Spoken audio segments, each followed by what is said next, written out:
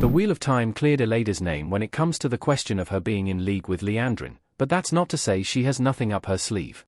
Upon her return to the White Tower, the new member of the Wheel of Time cast has been among the few willing to openly challenge the Amalrin seat.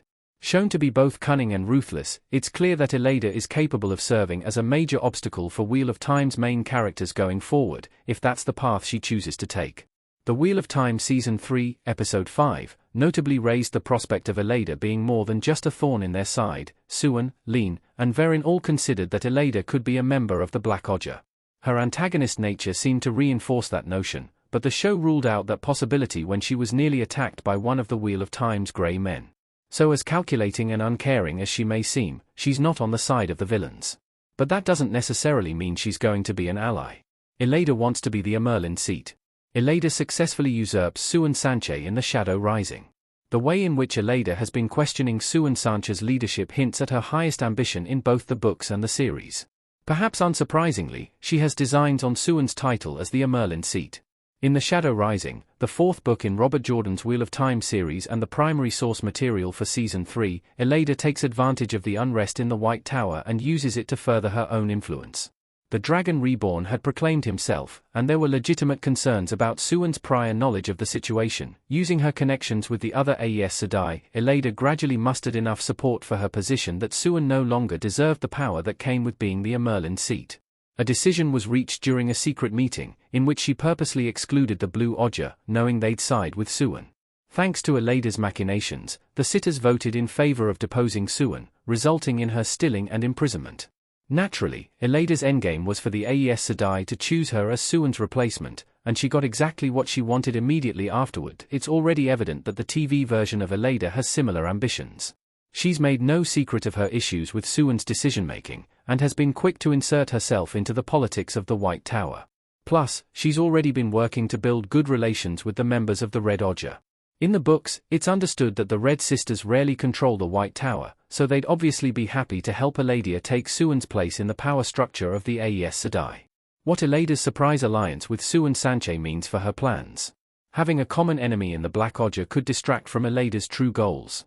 Elaida du Avrini Aroyhan, Shorahag Dashlu, offers gifts in the Wheel of Time Season 3 EP3. Image via Prime Video. Season 3 added an interesting twist to Elaida and Suan's story in The Shadow Rising when the Grey Man attacked her. How that story ended implied that now that Suan knows Elaida isn't a dark friend working for the Forsaken in the Wheel of Time, the two may be able to work together to root out the Black Oger's spy. While it's true that the two realizing they have a mutual enemy didn't happen in The Shadow Rising, this twist doesn't necessarily mean Elaida's goals have been changed. Rather, they can be a boon to her scheme in the long run. The novel, Elaida blindsided Suan in her study and announced the vote to have her deposed. As it stands, Suan's TV counterpart might anticipate an effort by Elaida to remove her from power, but the shared recognition that the Black Oger is still a threat should give them common ground, and therefore a reason for Suan to think they're on the same side.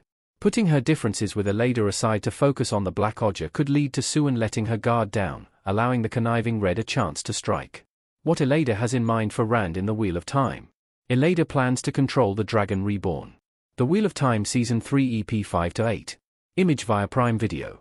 For Elaida, becoming the Amalrin seat is a stepping stone toward the fulfillment of another key goal, and it's one that's perfectly in line with the general worldview of the Red Oger. She touched on this early in Season 3 when she expressed an interest in calling a vote regarding the capture of Rand ulthor, whom she now knows is the Dragon Reborn. As for what she intends to do with him, she only notes that she wants to cage him and offers no specifics. That it's the duty of the Red Oger to gentle male channelers, but this isn't the aim of the book version of Elaida, at least not when it comes to Rand ulthor. Instead, she seeks to control him.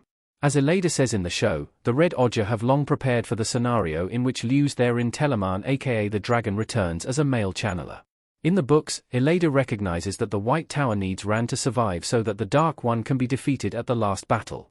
But she doesn't believe that Rand will do this if he has free will. Elaida is extremely diplomatic in her approach to Rand, sending a letter to him in the fires of heaven that deliberately avoided alienating him. Alvirin, her keeper of the chronicles, initiated a plan to cage Rand, but Elaida had been hesitant to go that far in the hopes of staying on Rand's good side. The TV show's Elaida seems considerably more aggressive toward Rand, so it'll be interesting to see if she develops a different outlook on how to handle Rand if and when she does succeed in assuming the role of the Amalrin seat in the Wheel of Time.